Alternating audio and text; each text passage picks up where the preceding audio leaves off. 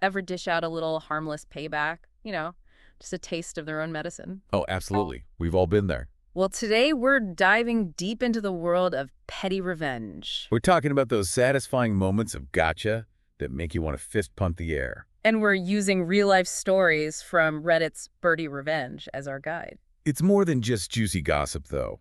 These stories, they offer a glimpse into why we crave justice. Yeah, why it feels so good to regain a sense of control when someone's messed with us. Exactly. So, to kick things off, let's define petty revenge. Right. What exactly are we talking about here? Right, because we're not talking about, like, full-on burn-the-house-down vendettas, right? Exactly. Think of it as low-stakes retaliation. Okay, like that. It's about evening the score, often creatively and, dare I say, humorously. Oh, for sure. Humor is key. When someone feels wronged, but in a relatively minor way. Like that story about the dance studio owner who got back at their rent-doubling landlord. Remember that one? Oh, how could I forget? That one was legendary. They basically stripped the place bare, right down to the light fixtures. Talk about adding insult to injury. Right. But I was so surprised by how much satisfaction people took in that story. Why do you think that particular revenge resonated with so many?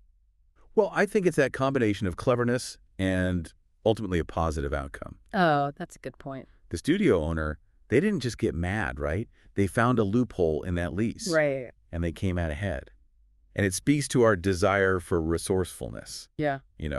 for outsmarting someone who tried to take advantage. It's like that little voice inside us saying, not today. Exactly. You messed with the wrong tenant. Okay, so it's not just about getting even. It's about how it's achieved Absolutely. and the overall result. It's about the journey, A&D, the destination. Okay, I like that. Speaking of creative retaliation, there's that story about the employee who used a rival's escort service ad for revenge. Now that is thinking outside the box. Oh, absolutely. Talk about turning the tables. Right. That story highlights how petty revenge often involves using someone's own tactics against them. Oh, for sure. But there's another layer there, right? Mhm. The potential legal ramifications in that case, they add this extra layer of satisfaction. Oh, big time. It's like justice served with a side of irony. Karma's a dish, best served cold, as they say.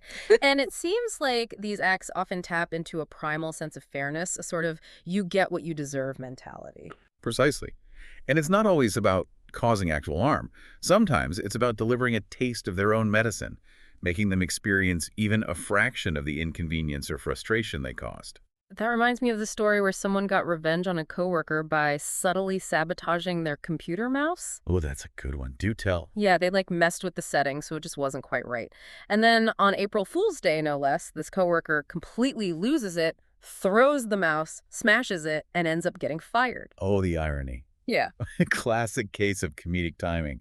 But, this story brings up an important point about unintended consequences. Oh, good point. While the person might have intended a harmless prank, it snowballed into a situation with, let's just say, serious repercussions. Yeah, that's a good reminder that even seemingly insignificant actions, especially when we're talking about revenge, right, have this ripple effect. And that sometimes our desire for revenge, it can cloud our judgment. Absolutely. But on a lighter note, because we've gone a little dark, Sure. I have to ask about the tale of revenge at Chuck E. Cheese. Ah, yes, the racing game saga, a classic. That one perfectly illustrates how these acts are often about restoring a sense of balance, even in the most trivial situations. Yeah. Tell me, what was it about that story that stood out to you? It wasn't just about the boost button for me. It was that relatable frustration, having a simple pleasure just snatched away, and then seeing that kid later, still glued to the game. Oh, yeah. You're so right. That delayed element, it adds another layer to it. It's almost like plotting a strategic move. Yeah. And, watching it all unfold. Exactly. And that's where the real satisfaction lies. It's Yeah. not about instant anger. It's about that calculated response. It's like, okay, the game's on. Exactly. And this brings us to the question of proportionality, though.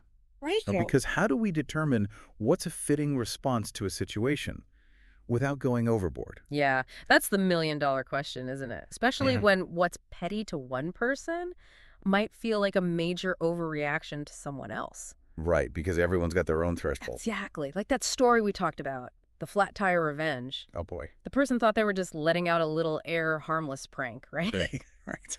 But it ended up costing their neighbor thousands of dollars in repairs. Exactly. And it's these situations that remind us Our actions can have unintended consequences, Yeah. even when our intentions seem justified in the heat of the moment. Totally. It highlights that need for self-awareness and maybe even a bit of empathy for the target of our revenge. Absolutely, because at the end of the day, we don't want to become the villain of our own story. It's like that saying, before you embark on a journey of revenge, dig 2 graves. We like that. One for your target and one for yourself. Yeah. Because revenge, it can consume us if we're not careful. It's true. It can become this all-consuming thing.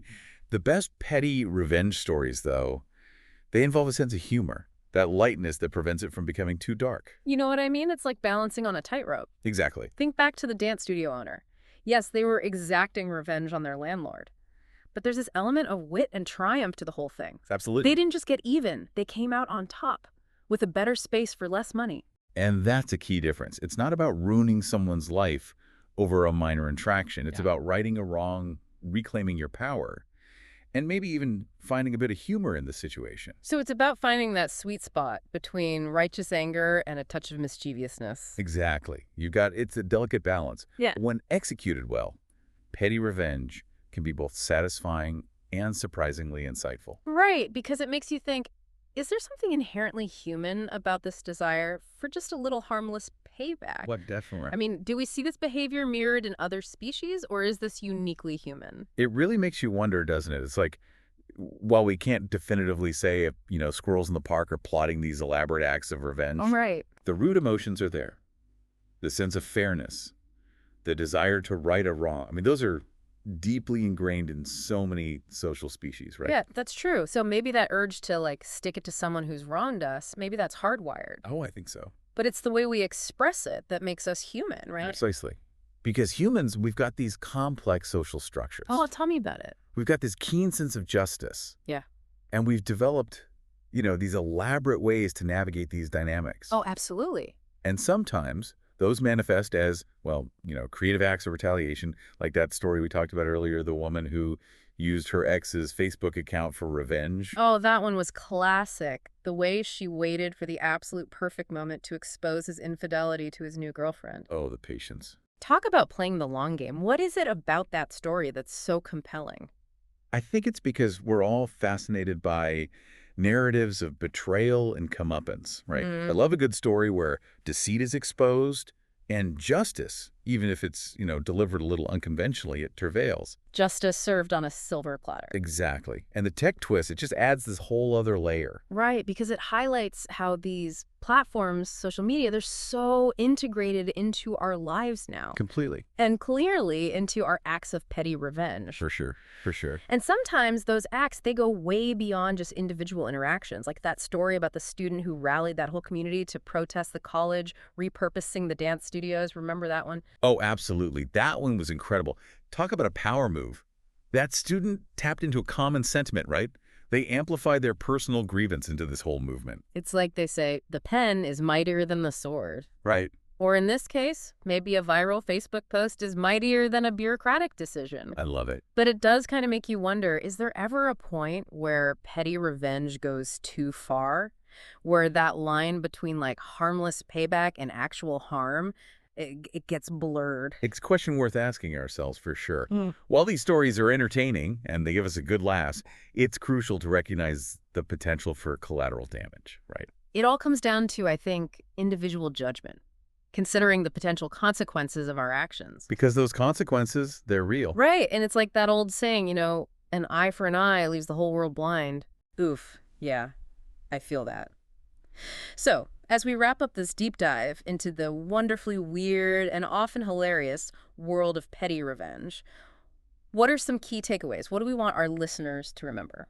I think these stories, they offer a fascinating, almost anthropological look at human behavior, right? Absolutely. They remind us of our inherent desire for fairness, our need to feel in control, and they show us all the creative ways we try to navigate those desires. For sure. And let's not forget, they're incredibly entertaining. Oh, 100%. But they also caution us against acting impulsively, right? Because even the smallest actions, they can have those ripple effects like we've talked about that we might not even anticipate. So listeners, the next time you find yourself, plotting a little harmless payback, remember to keep it light, keep it clever. And most importantly, make sure it doesn't come back to bite you. Words to live by. This has been a wild ride, everyone. Equal parts hilarious and thought-provoking. We'll leave you with this. The next time someone wrongs you, even in some small way, remember the power of a well-placed, well-timed act of petty revenge.